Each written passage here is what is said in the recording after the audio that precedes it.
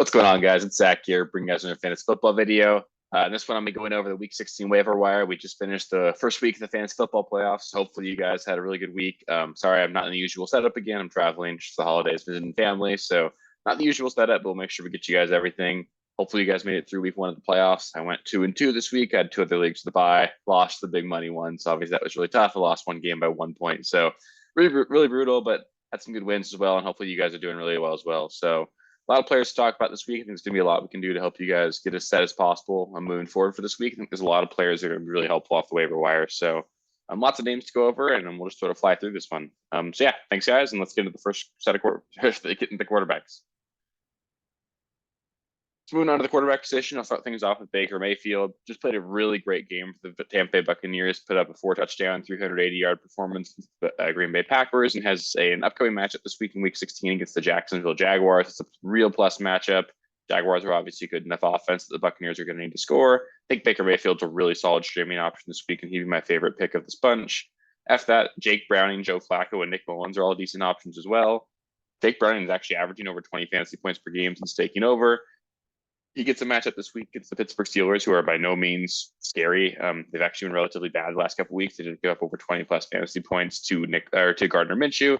You can do a lot worse than Jake Browning this week, so he's definitely a streaming option if you need him. Joe Flacco continues to get it done for the Browns. He's been really good. In fact, he's been a quarterback one since coming back and starting for the Cleveland Browns. That's a good matchup this week against the Houston Texans, who really just aren't that great at defending the pass. I think that Joe Flacco is also a decent streaming option as well. And lastly, I will mention Nick Mullins. Was actually pretty good last week. He plays the Detroit Lions this week, who their defense has not been fantastic of late.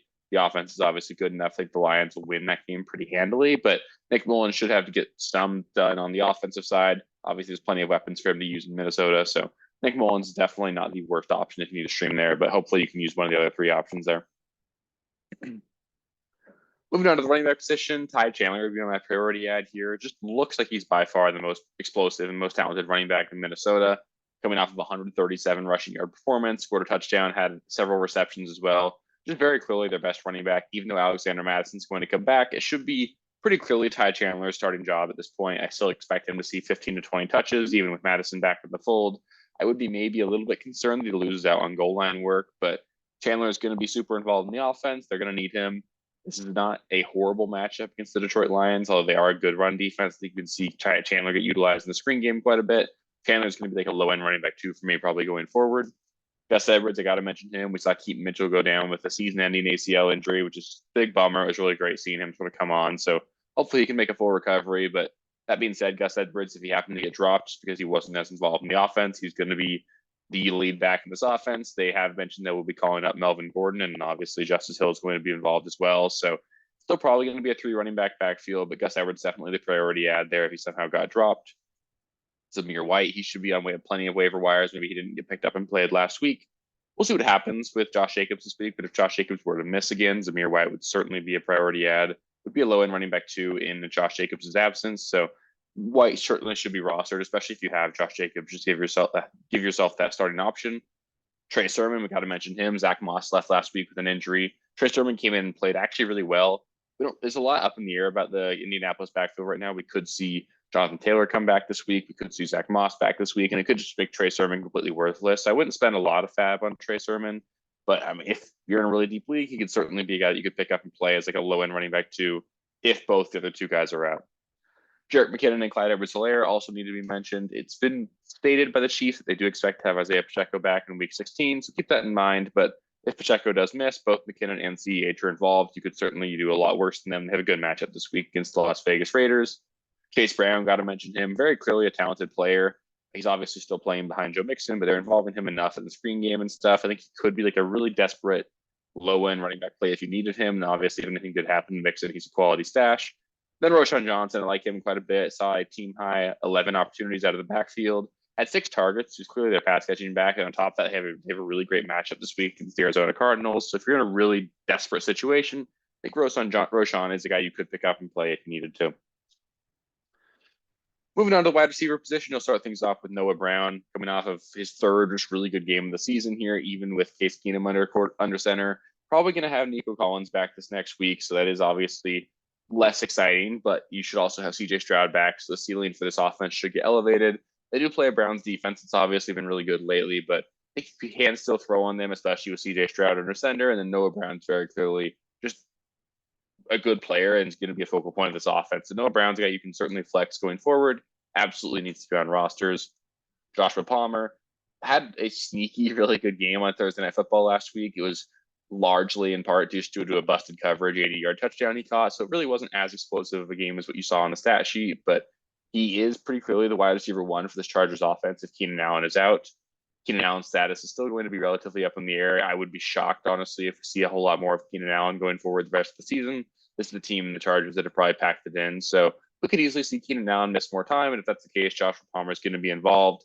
The offense should look at least better than it did last week. I doubt they'll lose 63-21 anytime as soon. So Joshua Palmer can be used. He's like a low-end flex play for me. Not something I'm super excited about, but he's certainly someone you can start. Curtis Samuel could be on a lot of waiver wires. He just continues to be involved for this offense. Scored 2 touchdowns this last week. He's a good player.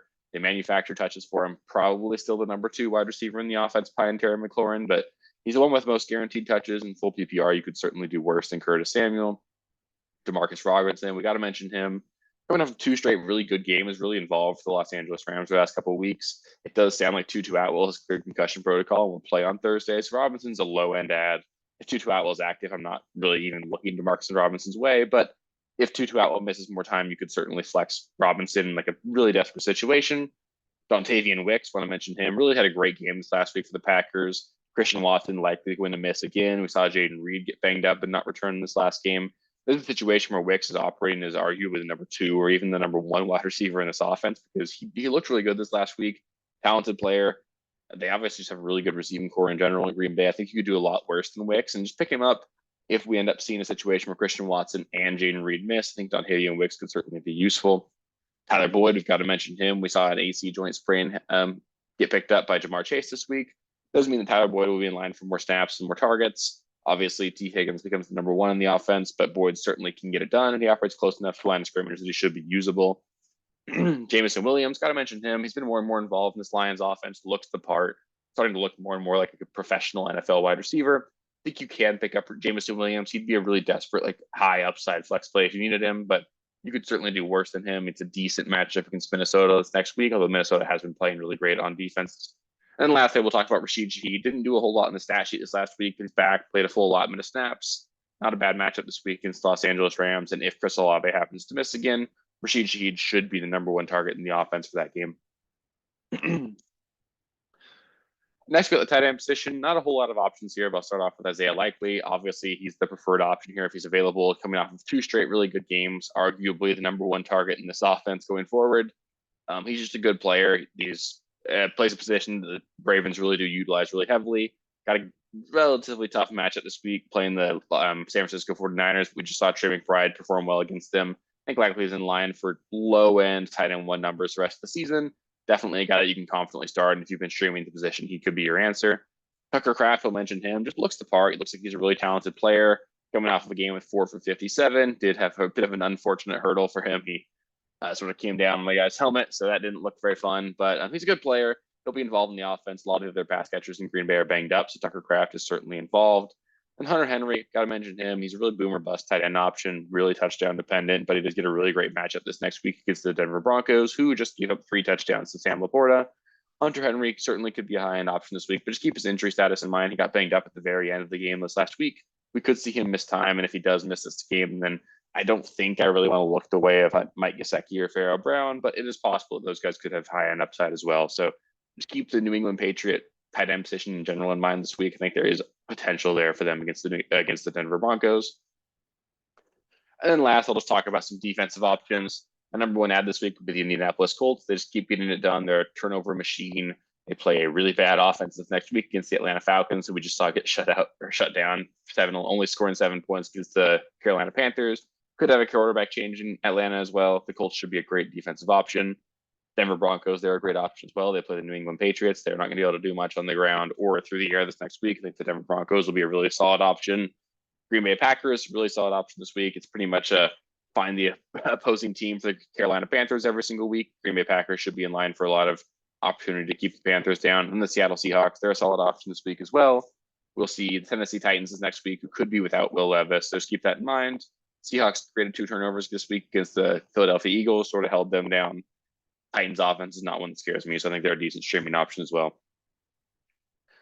So that'll do it for this week's video, this week's wire video. Up next, I'll go over starts and sits. I'll split it up into 3 parts, sort of like I did last week, just so we can go as in-depth as possible and get you guys all set and ready to roll for this week. And hopefully you guys did make it this far. We obviously got 2 more wins. We got to get ourselves some championships. Hopefully you guys are still alive.